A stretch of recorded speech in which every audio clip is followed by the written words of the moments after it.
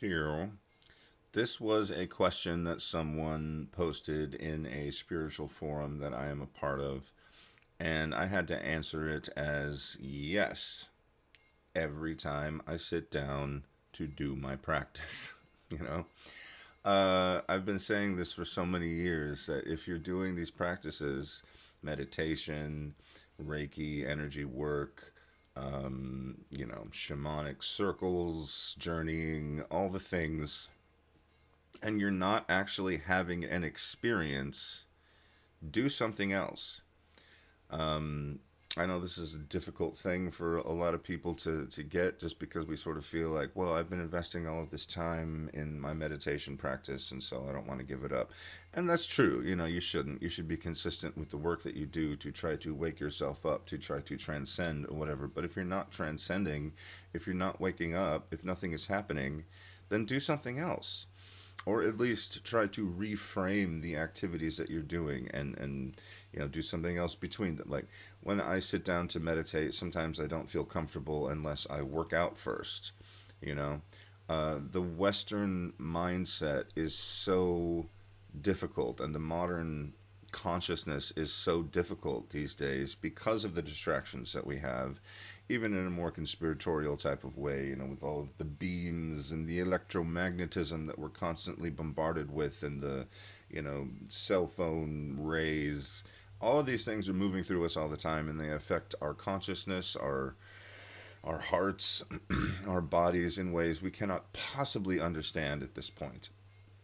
And so there are all kinds of factors that make it more difficult to pursue some pure form of spiritual practice, pure meaning just, you know, spirit stuff for spirit stuff's sake, I suppose, or working particularly within the consciousness, the frame of consciousness, without engaging the body and or the feelings, the emotions.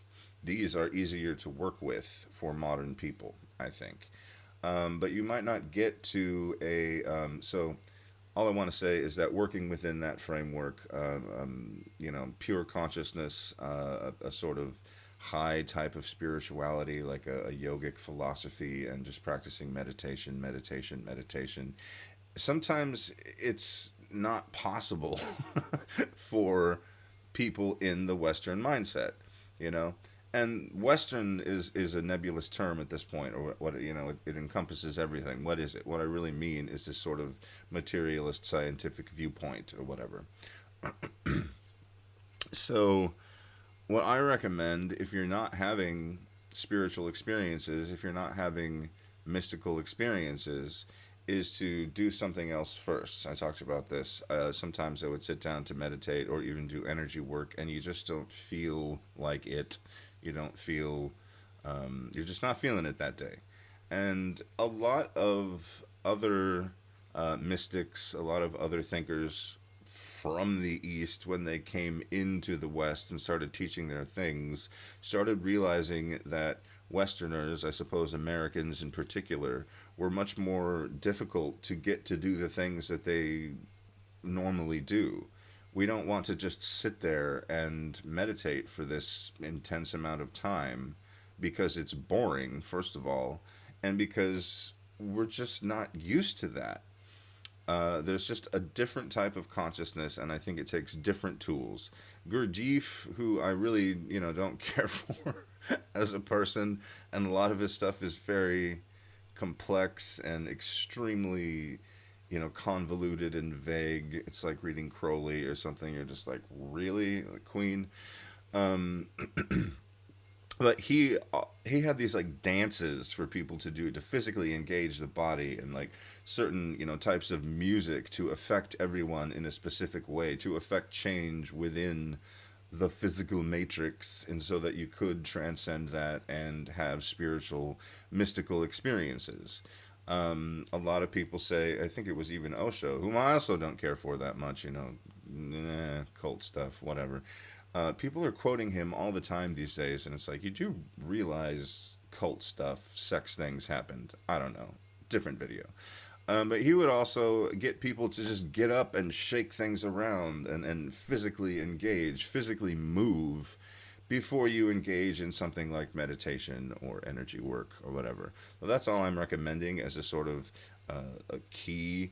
You're trying to move your energy, you might as well move it in the most obvious way possible first, which is at least to go take a walk or something in nature, then try to do your practice. See if that affects it differently. And it doesn't just have to be physical exercise. When I used to talk about working with the energy of Shayun Waho, which I'm calling the Akadwa now, so I would call it the Akadwa in the old videos. I always recommended that you don't just sit in your meditation spot and your power spot and waft energy, radiate energy. That is one way to do it. I would always recommend that you do it in the public sphere, that you do it in situations that are not quite comfortable for you, because a shock, somewhat of a shock to the system, is always necessary in order to get things to start a moving, you know? And so when you sit on the bus and everybody's watching you, or maybe not everybody's watching you, you know, you're in class and there's all of these people there, there's all of this energy there, and you're trying to listen to a lecture. While you're trying to listen to a lecture, engage your split attention and also activate Shayun Waho.